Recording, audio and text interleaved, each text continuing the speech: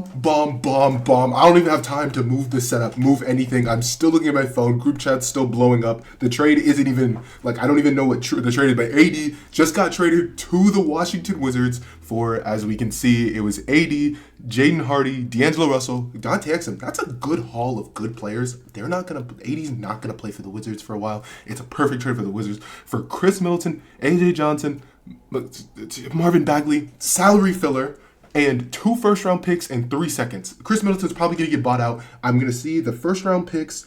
Dallas is receiving the 2026 Thunder first-round pick, which is 30, literally 30, and a protected 2030 Warriors first-round pick.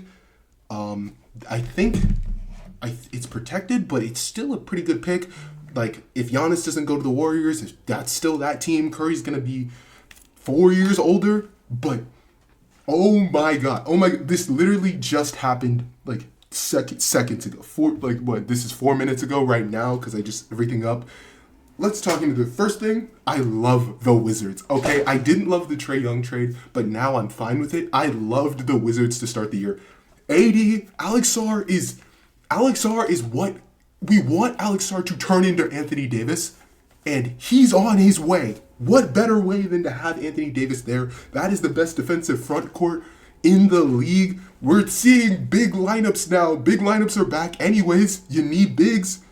You need 2 bigs to match up with Embiid for the next 2 years. This is a great trade for the Wizards. I'm sorry. I will say, go follow my Substack, Cashman's Burner. I talk about teams tanking. I also talk about the Wizards and the Jazz still actively tanking this year. AD is perfect for their actively tanking route because they're still tanking this year because both teams have a top 8 protected pick, but they still, they both have a top 8 protected pick, but they don't want to give it up this year. They still want to be competitive for next year. So their goal is, I don't know, mess around, find out. This is insane. Am I missing anything? This is the real question. Am I missing anything? Because I'm baffled by the trade. The Mavs, they're blowing it up. The trade deadline's tomorrow. They're blowing it up. 2 first-round picks, 3 seconds. They got D'Lo off the team. It makes sense for the Mavs getting 2 first-round picks for it. The first-round picks you're gonna get, it's 30. That pick this year is pick 30. The Thunder are gonna have the best record in the league.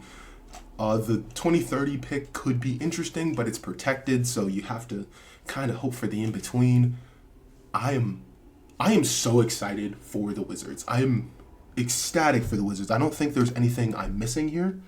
So I can just talk about just the Wizards in general next year, because I'm going to let you know right now, the Wizards aren't making a playoff push. They're here to get their pick, just like the Utah Jazz. AD's not going to play. Trae Young's not going to play a lot of games. Jaren Jackson Jr. is not going to play a lot of games. So this trade deadline, we've seen a lot of teams make moves based on next season. They're using it as pre-agency. You see teams that aren't, Trae Young isn't going to sign with the Wizards in the future. Anthony Davis isn't going to sign with the Wizards. But if you trade for those guys, you now make the addition going to the Wizards seem more attractive. My analogy is, I wouldn't take, you see my room, the chaos, this is breaking news. You wouldn't see, let's say, if you're a tenant, you wouldn't bring a tenant into my room right now and say, hey, don't worry, I'll clean it up for you. I'll make the bed. I'll do this. I'll move the goldfish out of the bed. You can see breaking news. I'll move everything out and make everything good for you. But you'll buy the house before. No, you clean up the house. You add all the additions. You might add a TV. You might fix the fan, fix the AC. And then you make it attractive to the people coming in. So that's what these teams are doing. Pre-agency is the term getting thrown around. I'm a fan of it.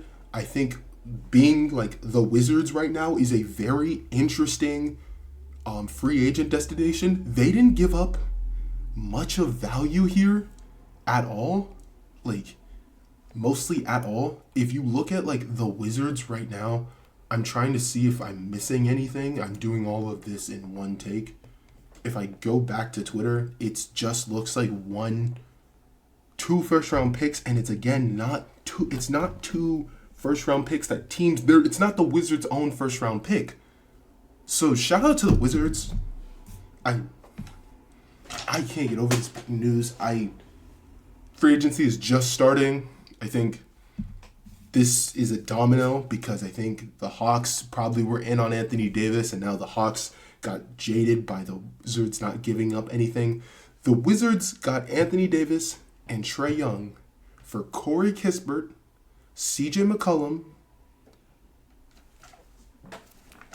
2 first-round picks that aren't theirs, 3 seconds, and players that wouldn't be playing in their rotation in a championship matter, and Khris Middleton.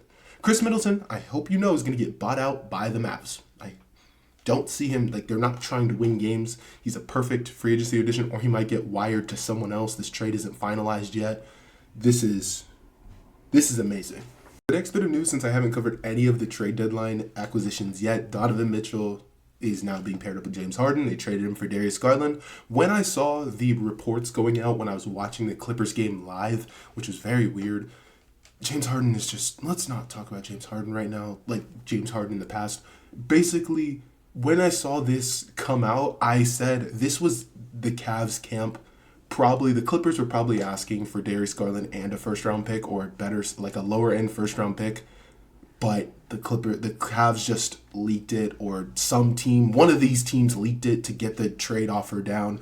It was just end up being a swap. There was a second-round pick added for from Cleveland to Los Angeles, and these two teams are playing today. They're definitely not going to play each other, but that would be fun. Wouldn't that be so entertaining?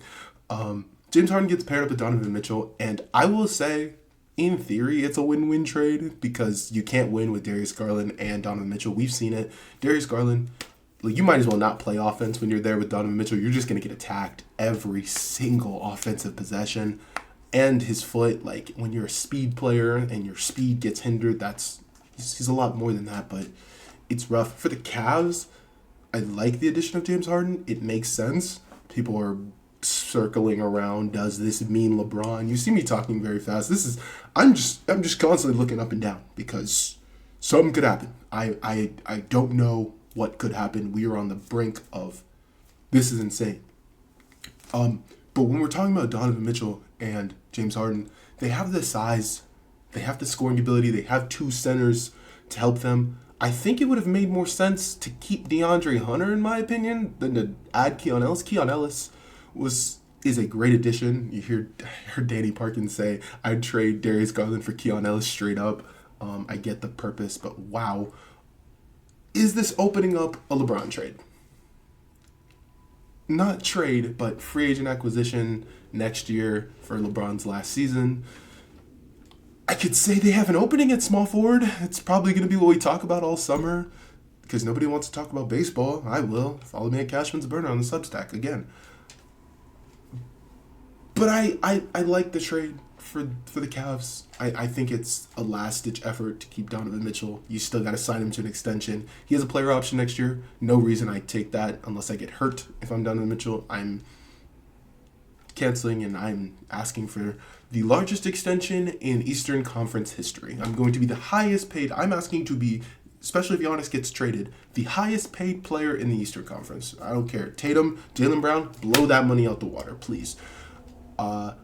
When we move over to the Clippers, I, for one, think it makes sense.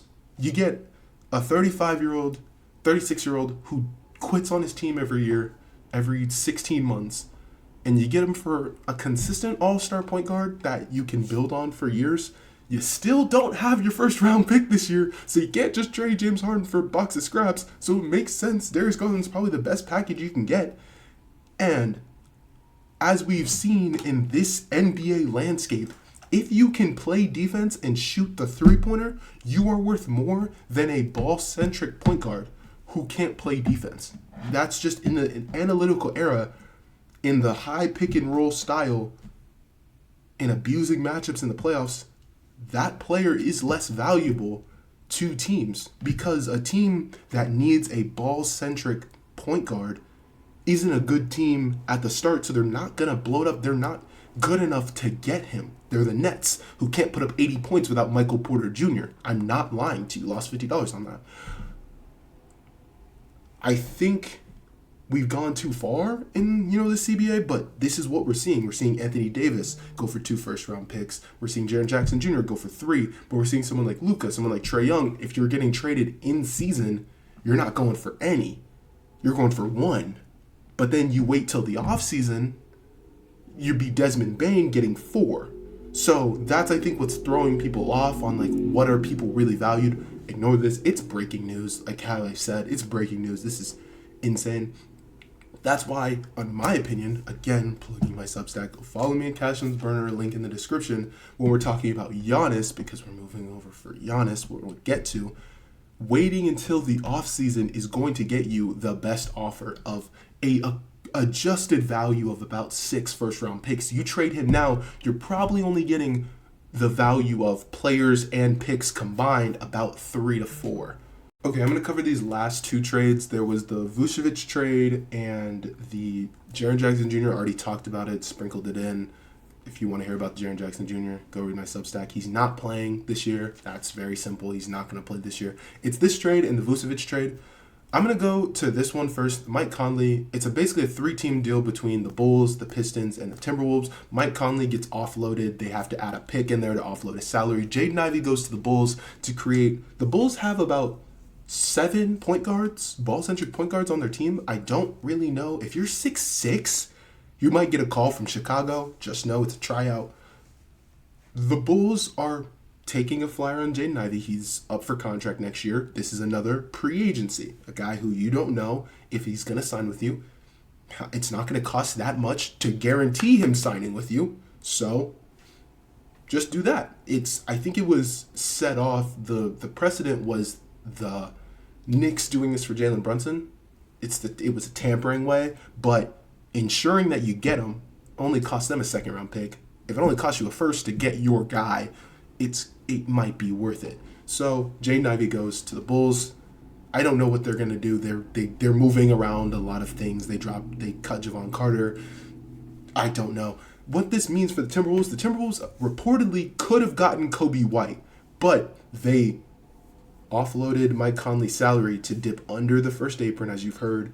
And dipping under the first apron means you can acquire more salary in a trade, which means they're still in it for Giannis. They're making an aggressive push for Giannis. That's all you really need to know. That's the spark notes on this trade. I don't see the Timberwolves getting Giannis because seeing an offer for Julius Randle, Dante DiVincenzo, Rob Dillingham, and no first-round picks, they don't own any first-round picks. They got to give you 4 seconds. It's 4 seconds. 4 seconds is worth about 1.5 bad first-round picks. So I like the trade for the Bulls. I like the trade for the Pistons because I didn't also mention Kevin Huerter is also going to the Pistons. Add some shooting, basically a backup Duncan Robinson. He hasn't been shooting well. I think he's shooting like 31% on the year. But I believe in Duncan Robinson. I believe in Kevin Huerter. Their biggest need was shooting, and they solved their biggest need. So I can't say anything but an A minus for the Pistons. Last move, really quickly. Anthony Simons for Vucevic and a 2nd-round pick. I don't know where the 2nd-round pick is going. I'm sorry. But this tells me that Jason Tatum's coming back. You don't trade Anthony Simons, who's a pretty good on-ball handler, if you don't believe Jason Tatum is coming back this year. Chris Haynes did report that he wasn't, I think he had a setback, but he didn't want to tell Chris Haynes he had a setback. It was like he's not rushing to come back. He's not rushing to be there. But what it sounds like is Jason Tatum's camp and the Celtics have agreed, like, okay, there's going to be a return. I don't think the return is soon, though. It can't be this month, or else we're at a 9-month recovery, which is insane for an Achilles tear. I think we have to wait at least 10.5. He's got to play some G League games, but he'll be there in the playoffs. And if Jason Tatum comes back, I'm moving my Eastern Conference pick from the Sixers to the Celtics. That's all I got for you. I was sending emails, but breaking news is breaking news. This is insane. I can use it to recap all of trade deadline. Leave a like if you're interested. This is insane. And more breaking news will come, and I will be right here sifting through all of it. I got to go back to Twitter just to make sure. And the Philadelphia 76ers are trading Jared McCain to the Thunder for a 2026 Rockets first-round pick and 3 second-round picks.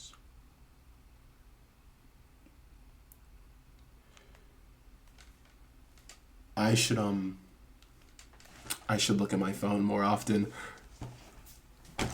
Trade deadline is happening. It's happening. There will be more videos. There will be more things coming out. 3 seconds and a first gets to Jared McCain. It's what they needed. I don't know if they believe AD Mitchell is not healthy. Wow. Jared McCain now lives 30 minutes from me. So if you're Jared McCain watching this, hey, let's hop on the box and just chat. We don't need to talk about NBA. We just chat about life. Play the show. You play Rainbow. Thank you for watching this video. More things will be coming out. I will keep my phone right next to me because I can't miss a notification.